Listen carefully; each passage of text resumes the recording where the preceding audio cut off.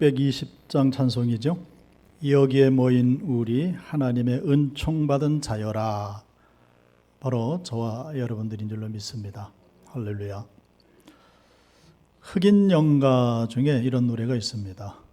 오 자유 오 자유 나는 자유하리라. 비록 얽매였으나 나는 이제 돌아가리. 자유 주시는 내 주님께. 할렐루야.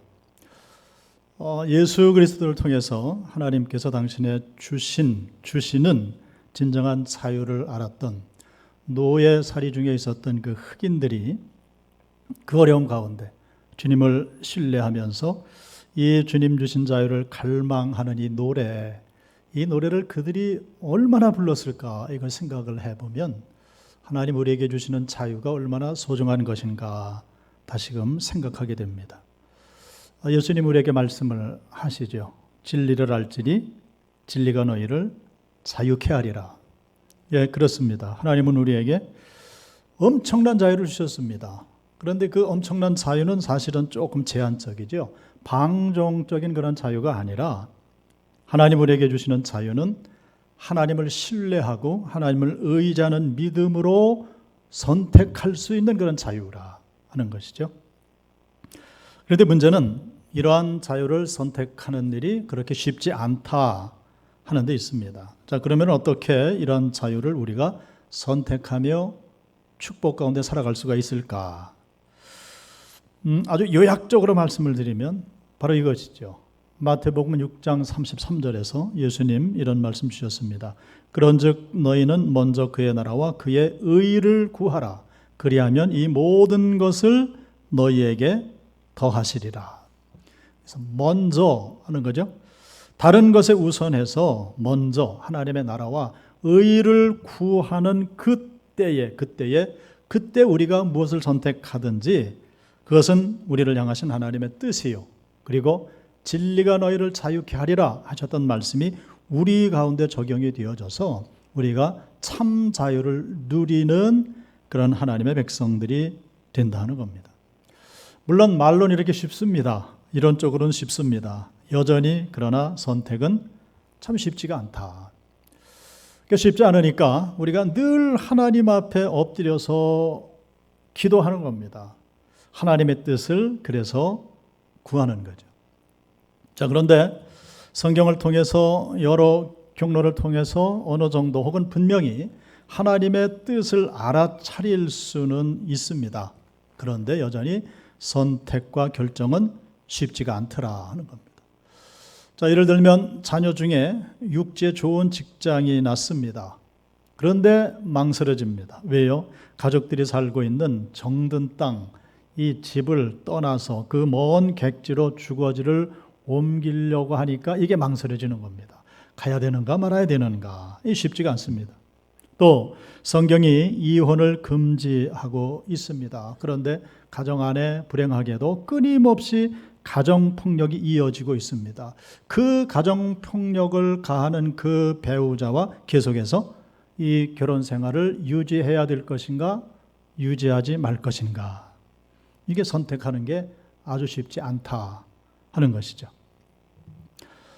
하나님은 조금 매정하세요. 이런 모든 일들에 대해서 우리 하나님은 이래라 저래라 구체적으로 가르쳐 주시지를 않았습니다. 물론 성경 말씀을 통해 하나님께서 원하시는 대원칙은 있습니다. 대원리는 있습니다. 대지침은 있습니다. 그래서 우리가 말씀을 읽으면 이러한 것들은 알 수가 있습니다. 하지만 성경이 우리의 모든 인생사에 있어서 구체적인 모든 일들 가운데 답을 제시하지는 않는다는 겁니다. 그래서 구체적인 선택을 하는 것은 결국은 우리의 몫이 되는 거죠.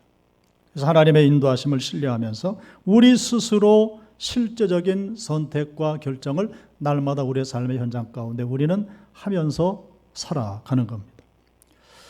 자, 이 대목에서 우리가 짚어야 될 중요한 진리가 있습니다. 자, 하나님의 뜻은 성경에 제시되어 있지만은 동시에 우리에게 숨겨져 있는 경우가 아주 많다는 거죠. 숨겨져 있다는 겁니다. 그래서 오늘 말씀의 제목이 숨겨진 하나님의 뜻입니다. 하나님은 계시된 뜻, 즉 이 신구약 66권 말씀을 통해서도 역사하시지만은, 그런데 우리가 알지 못하는 숨겨진 뜻으로도 우주 만물과 모든 인류의 역사들, 그리고 개인적인 우리의 모든 인생의 여정들을 다스리고 계신다. 신학적으로 보이는 하나님, 보이지 않는 하나님 이렇게 구분을 합니다. 보이는 하나님, visible God이라고 그럽니다. 보이지 않는 하나님, invisible God. 그런데 보이는 하나님보다 보이지 않는 invisible God이 훨씬 더 크시다 하는 그런 사실입니다. 자, 그러면 우리에게 궁금증이 있습니다. 왜 하나님께서 그렇게 뜻을, 당신의 계획을 숨겨 놓으셨을까? 근본적인 이유는 이런 거죠. 하나님은 우리의 이 인식 범위를 초월하시는 분이라서 그렇습니다. 만약에 우리가 하나님의 모든 것을 다 이해할 수 있다면은 그분은 더 이상 하나님이 아니신 거죠. 왜요? 우리가 다 알고 있는데 하나님이 필요치 않죠. 바닷가의 넓은 모래사장을 하나님의 계획이라고 만약에 비유를 한다면, 우리가 하나님을 아는 것은 모래 한 줌에 불과하다는 겁니다. 그것도 이 모래 한 줌을 우리가 집어 올렸을 때 손가락 사이로 줄줄 다 세지 않습니까? 그러니까 알긴 아는데 불완전하게 안다. 불완전한 지식이다 하는 겁니다. 자, 그런데 하나님은 알파와 오메가가 되시죠. 처음과 나중이 되십니다. 그래서 처음과 나중 모든 것을 통째로 전부 아시면서 오늘도 일을 해나가시는 그 하나님, 우리를 그렇게 다스리시는 거죠. 그런데 우리는 어때요? 전체 중에서 극히 일부분만 날마다 경험하고 또 그것을 가지고 우리는 내가 하나님을 안다라고 이야기를 한다는 거죠.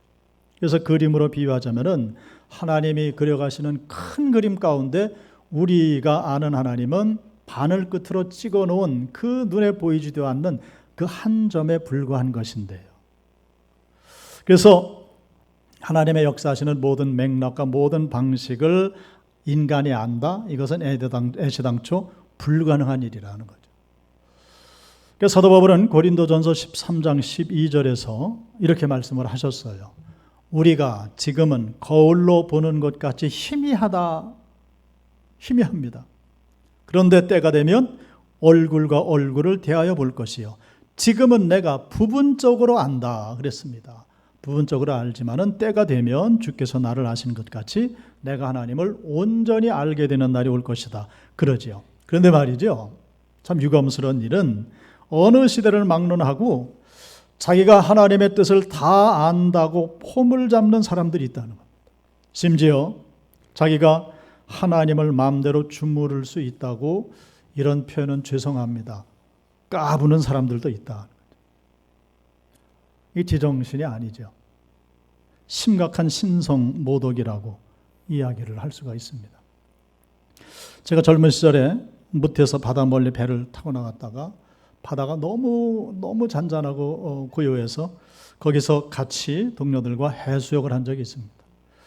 배전에서 바다로 풍덩하고 뛰어들었습니다. 쭉 다이빙을 해서 쭉 들어가는데 얼마만큼 잠수를 할 때는 아주 좋았습니다. 아주 신비로운 그 드넓은 바닷속을 들어갔는데요. 정말 신비로웠습니다. 그런데 갑자기 마음에 두려운 생각이 드는 겁니다. 무서웠습니다.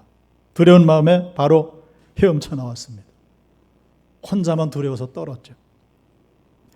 숨겨진 하나님의 뜻을 우리가 생각할 때 그것을 종종 떠올리고는 합니다. 어떻게 해요? 그 바다, 두려운 그 바다의 심연, 그 깊은 것 우리가 다 알 수 없는, 어쩌면 두려움이 있는, 경외감이 있는 그러한 것이 하나님의 계획이요 하나님의 뜻이 아니겠는가.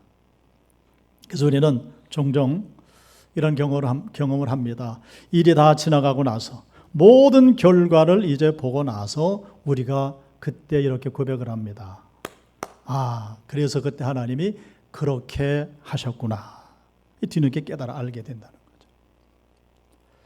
자, 두 번째는 특별히 하나님의 숨겨진 뜻을 언제 우리가 체험을 하는가? 우리가 인생사 가운데 고난을 통해서 체험을 할 때가 아주 많습니다. 일단 우리가 이런저런 고난을 당하게 되면 고난이 찾아오는 이유를 혹은 고난을 허용하시는 하나님의 뜻을 명확히 이해하지 못할 때가 굉장히 많이 있습니다. 자, 그렇게 되면 그 고난 앞에 반응이 두 부류로 나타나는 거죠. 첫 번째는 고난 앞에 그럽니다. 하나님이 나를 사랑하시지 않는구나.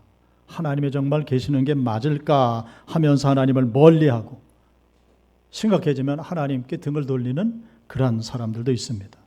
또 한 부류는 그럼에도 불구하고 다 알지는 못하지만은 하나님의 그 숨겨진 깊은 뜻에 기꺼이 눈물을 흘리며 순종하는 그러한 믿음들이 있습니다. 물론 정답은 후자죠. 그분을 신뢰하고 사랑하는 믿음을 가지고 그분을 따르는 겁니다. 대표적인 경우가 욥의 경우라고 생각이 되어집니다. 하나님의 뜻을 따라 살았던 의인 욥이 어느 날 영문도 모를 재난을 당하지 않습니까? 정말 인간이 겪을 수 있는 가장 심각한 고통을 그가 겪게 되었을 때에 그가 고백하는 것이 있습니다. 욥기서 23장 8절로 10절 말씀인데요. 그런데 내가 앞으로 가도 그가 아니 계시고 뒤로 가도 보이지 아니하며 그가 왼쪽에서 일하시나 내가 만날 수 없고 그가 오른쪽으로 돌이키시나 배울 수 없구나. 그러나 내가 가는 길을 그가 아시나니 그가 나를 단련하신 후에는 내가 순금같이 되어 나오리라. 할렐루야. 욥의 고백이 그렇잖아요. 앞으로 가도 뒤로 가도 왼쪽으로 가도 오른쪽으로 가도 하나님이 보이지를 않습니다. 하나님이 안 계신가? 하나님이 나를 배신하셨는가? 그런 의심이 들 만도 한데 욥은 하나님 앞에 그럼에도 불구하고 고백을 합니다. 그러나 내가 가는 길을 그가 아시나니 그가 나를 단련하신 후에는 내가 순금 같은 믿음으로 일어서리라 하는 거죠. 내가 순금 같은 인생으로 일어서게 되리라. 이란 믿음요, 이란 열린 마음이 그에게 있었습니다. 숨겨진 하나님의 뜻을 욥은 다 알 수 없었지만은 그는 자기 자신을 하나님 앞에 온전히 맡기는 거죠. 우리에게 이러한 믿음이 날마다 필요한 줄로 믿습니다. 하나님, 앞을 봐도 뒤를 봐도 왼쪽을 봐도 오른쪽을 봐도 하나님이 하시는 일을 우리가 다 알 수 없지만은 그러나 당신의 뜻대로 우리를 빚어주시기를 원합니다. 그래서 에레미야 선지자가 에레미야서 18장 6절에서 하나님의 말씀을 받아서 선포하지 않습니까? 여호와의 말씀이니라.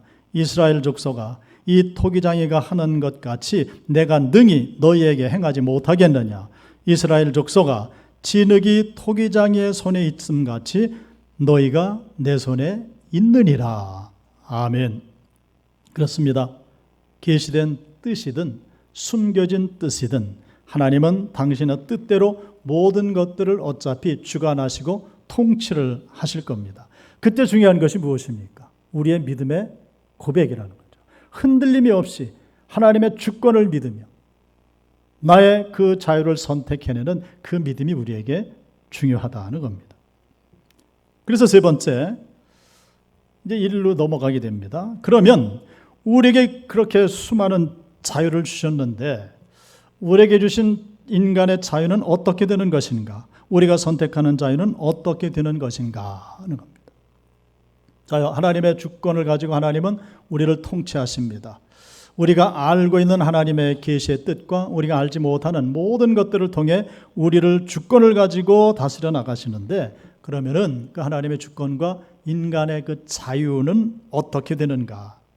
이 딜레마가 있다는 겁니다.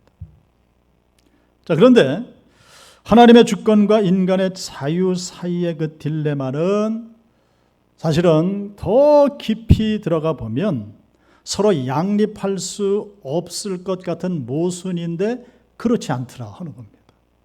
이것을 역설적인 진리라고 말을 하죠.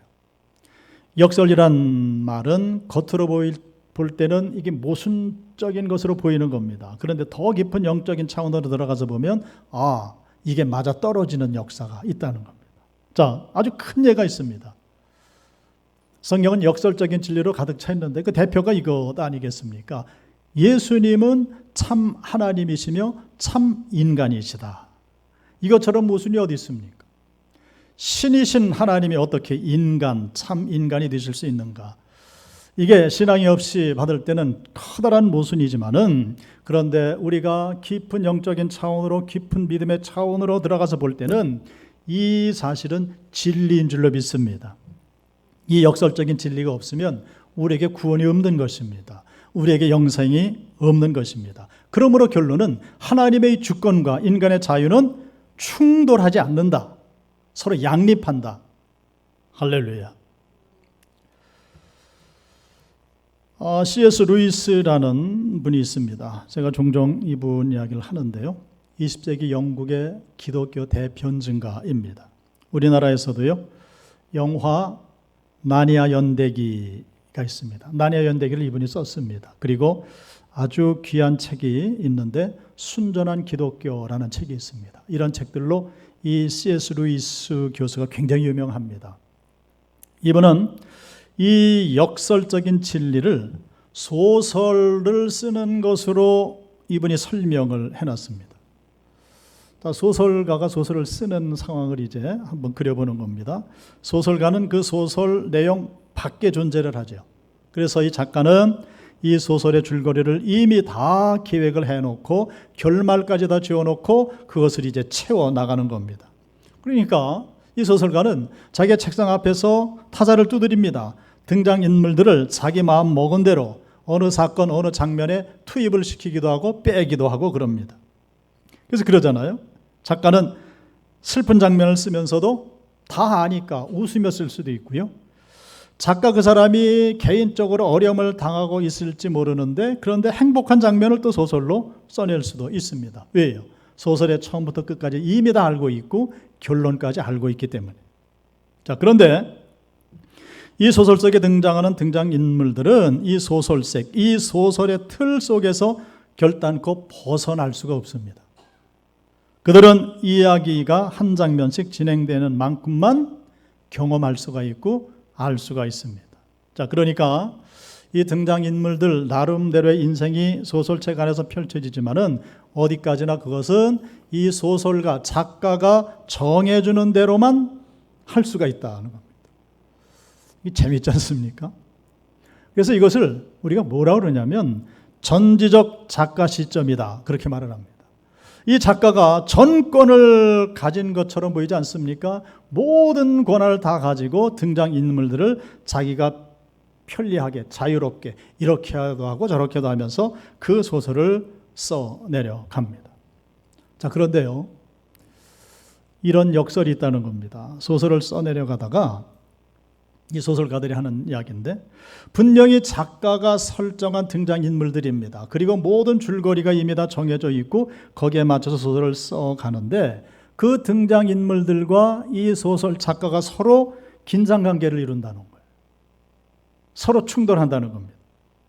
자, 등장인물들은 이미 소설가가 준 독특한 인격이 있고 개성이 있고 어떤 신념이 있습니다. 그래서 그렇게 설정을 해서 소설을 쭉 써내려 가는데 중간중간에 막 절정으로 치닫지 않습니까? 그래서 그 내용이 치열해지게 되면 등장인물들 자신이 소설가에게 이렇게 쓰라고 말을 해주는 것 같더라 하는 겁니다. 그래서 본래 계획했던 대로 소설이 진행되지 않고 전혀 엉뚱한 방향으로 흘러가서 결론을 내는 그런 경우도 있다고 그럽니다.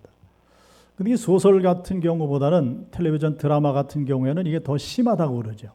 어떤 때는 막 그 시청자들이 작가에게 막 욕을 하죠. 그 사람 죽이지 말고 살리라. 뭐 이런 이야기들. 그래서 이런 거 보면은 야, 이게 소설을 쓰는 게 참으로 흥미로운 일이겠구나 하는 그런 생각을 합니다. 어떻습니까? 성경에 등장하는 많은 이야기들 가운데도 이러한 역설들이 존재한다는 거죠. 가령 요셉의 이야기가 그렇습니다. 요셉은 형들에게 배신을 당해서 애굽의 노예로 팔려갑니다. 보디발 장군의 집에서 잘 섬겨서 신임을 한 몸에 얻습니다. 그러나 그 보디발의 아내의 유혹을 거절한 대가로 감옥에 갇히고 말죠. 감옥에서 만난 고위관리의 꿈을 해몽해 주면서 반전의 기회를 얻게 됩니다. 그래서 우리가 성경을 읽으면서 야, 이제 요셉이 풀려나겠구나. 그런데 어떻습니까? 그 관리는 추록하자마자 요셉을 까맣게 잊어버리는 겁니다. 요셉은 의롭게 살았지만은 오히려 벌을 받았고요. 호의를 베풀었지만은 배반을 당했습니다. 자, 요셉을 봅니다. 어린 나이에 고향을 타의에서 떠나게 되죠. 배신의 세월이 10여 년 흘렀습니다. 요셉의 인생은 점점 더 깊은 구덩이로 빠져들어가고 맙니다. 자, 이럴 때에 요셉은 이럴 수 있죠. 즉 이렇게 선택할 수가 있다는 겁니다. 하나님이 안 계시는구나. 하나님이 나를 사랑하시지 않는구나. 이제까지 믿었던 하나님인데 이게 아니다. 그래서 하나님을 향한 믿음을 버릴 수도 있고요. 소시적 가졌던 인생의 모든 포부들이 있지만은 그 모든 희망을 버릴 수도 있다는 겁니다. 그렇다고 해서 어느 누가 요셉을 잘못했다고 비난을 할 수가 있겠는가? 요셉은 여러 번 불순종을 선택할 수가 있었습니다. 하나님의 뜻과 상관없이 살아갈 수가 있었습니다. 보디발의 집에서도 이 일을 하면서 그럴 수 있지 않습니까? 아이고 내가 종의 주제에 뭐를 한다고 하면서 대충 섬길 수가 있습니다. 그래서 주인에게 손해를 끼칠 수도 있죠.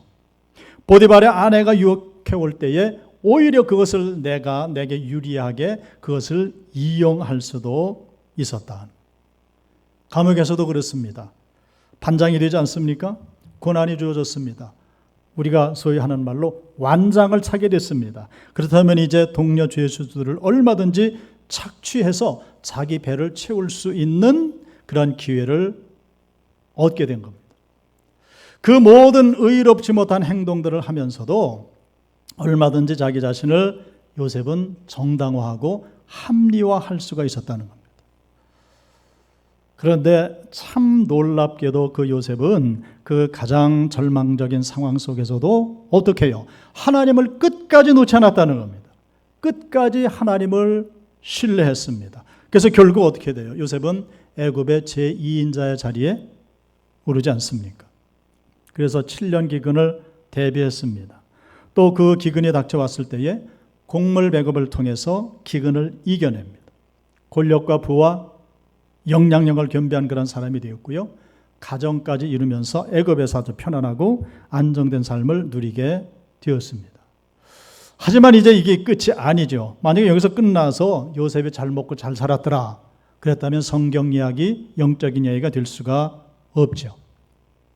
요셉의 형들, 요셉을 팔아먹은 형들이 양식을 구하려고 애굽에 오지 않습니까?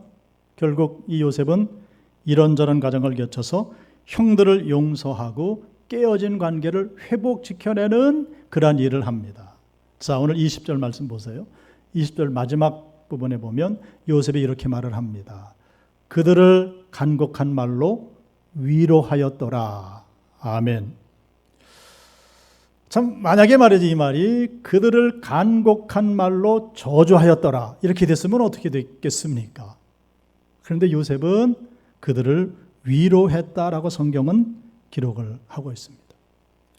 그러니까 요셉의 이야기 속에서도 하나님의 주권이 있었고요, 인간의 자유가 있었습니다. 그런데 이 두 가지가 서로 다른 차원에서 움직이고는 있었습니다.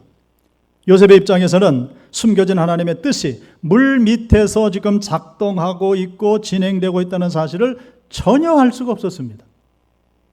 하지만 성경은 요셉의 그 고비고비마다 이렇게 기록을 하고 있습니다. 하나님께서 요셉과 함께 하셨더라. 자, 창세기 39장 2절 말씀입니다. 여호와께서 요셉과 함께 하심으로 그가 형통한 자가 되어 그의 주인 애굽 사람의 집에 있으니. 아멘. 자, 이 모든 것들은 요셉 이야기 바깥쪽에서 바라본 시각이죠. 그러니까 하나님께서 요셉과 함께 하셨더라 이러한 글은, 이러한 기록은 하나님 관점이라는 겁니다. 또 창세기를 기록한 모세 관점이고요. 또 오늘날은 이 성경을 읽는 저와 여러분들의 관점입니다. 그래서 이 이야기의 바깥 차원에서 보면 우리는 이미 이 이야기의 결말까지 다 알고 있습니다. 그런데 요셉의 입장에서 보면 날마다 되어지는 일들이 자꾸 비틀어지고 자꾸 안 되고 절망이 있습니다. 눈앞이 아주 캄캄한 그런 상황이었습니다. 그런데도 성경 저자는 뭐라고 그랬어요? 하나님이 요셉과 함께 하셨더라. 고비고비마다 그 말씀을 반복해서 기록을 해놓고 있습니다.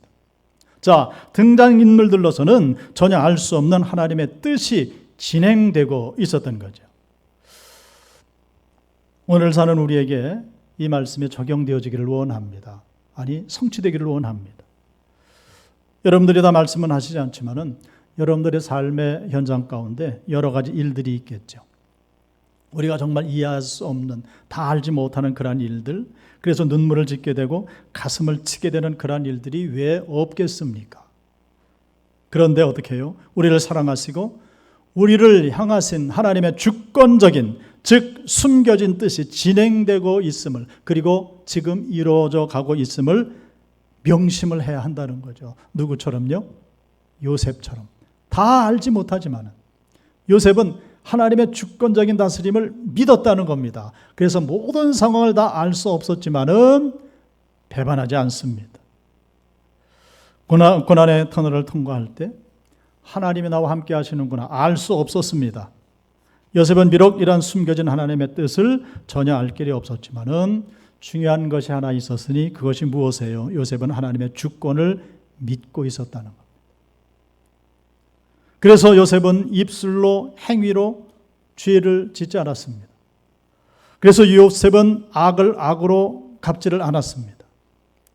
그래서 요셉은 좌절하지도 않았고요, 자기의 생을 포기하지도 않았습니다. 이런 요셉의 태도와 행동은 숨겨진 하나님의 뜻을 성취하는 데 아주 중요한 역할을 했죠. 이렇게 역설적으로 말씀을 드릴 수 있어요. 자, 요셉은 하나님의 계획을 알지 못했습니다. 하나님의 함께 하심을 알지 못했습니다. 그리고는 이 요셉은 그 어려움 가운데도 하나님의 주권을 인정했고 하나님을 사랑했고요, 하나님을 향한 믿음을 배반하지 않았습니다. 그 모든 요셉의 행위가 하나님의 주권적인 숨겨진 뜻을 이루어 가는데 요셉이 오히려 도와드렸다. 할렐루야. 도와드렸다. 성도 여러분, 이런 믿음이 우리에게 있기를 원합니다. 우리는 다 알 수 없지만은, 다 이해할 수 없지만은 우리의 오늘의 삶을 통해 하나님의 일을 도와드릴 수 있는, 알지 못하지만은, 이해하지 못하지만은 하나님의 모든 계획들을 도와드릴 수 있는 그러한 믿음, 그러한 믿음의 주인공들 되시기를 주님의 이름으로 축원합니다. 축원합니다. 그러니까요, 하나님의 계시된 뜻과 숨겨진 뜻이 합쳐져서, 그리고 요셉이 하나님을 도움으로 말미암아서 수많은 생명을 살리는 구원의 역사를 등이 이루어내는 겁니다. 그래서 오늘 본문에서 요셉이 19절 20절에서 이렇게 고백을 하지 않습니까? 요셉이 그들에게 이르되 두려워하지 마소서, 내가 하나님을 대신하리이까. 당신들은 나를 해하려 하였으나 하나님은 그것을 선으로 바꾸사 오늘과 같이 많은 백성의 생명을 구원하게 하시려 하셨나니. 아멘. 성도 여러분, 우리도 우리의 삶의 끝자락에서 이러한 고백을 할 수 있다면 참 좋겠습니다. 우리도 요셉처럼 숨겨진 하나님의 뜻과 주권을 끝까지 신뢰하면서 그분이 이미 계시해 주신 이 성경의 말씀, 그리고 숨겨서 알 수 없는 하나님의 그 모든 뜻을 깨달아 알고 순종함으로써 내가, 우리 교회가 이런 하나님의 구원하심의 뜻을 이루어 가면은 참 좋겠습니다. 실제적인 모든 삶 가운데 도저히 납득이 안 되는 일 앞에서도 여전히 하나님 역사하시고 계시다는 것을 믿는 믿음이 우리에게 있다면은 참 좋겠습니다. 내 눈에 보이는 것보다 훨씬 많은 것들이 배후에서 아니면 물밑에서 진행되고 있고 하나님께서 그 모든 것들을 다스리시고 통제하고 계시다는 것을 우리가 믿는다면 하나님이 얼마나 기뻐하시겠는가. 알 수 없는 것을 미리 알려고 애쓰는 것이 아니고요, 이미 명확히 알려주신 모든 것들을 우리의 삶 가운데 실천에 옮기는 데 초점을 맞추는 그러한 믿음을 가지고 살았으면 참 좋겠습니다. 숨겨진 뜻은 하나님이 다 하실 거예요. 그러니까 그건 하나님 앞에 맡기고 이미 계시해 주신 이 모든 말씀들을 우리가 받을 때에 그 말씀대로 그 하나님의 뜻을 부둥켜 안고 날마다 씨름하며 살아갈 때에 하나님께서는 기뻐하시며 우리를 받아주실 줄로 믿습니다. 그래요. 하나님을 향해서 하나님의 목적 방향과 하나님의 모든 계획을 향해서 그 간절한 마음으로 어떤 선택을 해야 할지, 어떤 자유를 선택해서 누려야 될지 그것 가지고 씨름을 할 수 있는, 그래서 조금이라도 우리의 연약한 믿음이지만은 요셉처럼 하나님을 도와드릴 수 있는, 하나님이 일을 진행하시는데 우리가 도움이 될 수 있는 그러한 믿음이 된다면은 그 믿음이야말로 하나님 앞에 정말로 소중한 믿음이 될 줄로 믿습니다. 자, 이제 설교를 마칩니다. 로마서 8장 28절 말씀을 우리 다 같이 한번 합독하심으로 말씀을 마치겠습니다. 시작. 우리가 알거니와 하나님을 사랑하는 자 곧 그의 뜻대로 부르심을 입은 자들에게는 모든 것이 합력하여 선을 이루느니라. 아멘.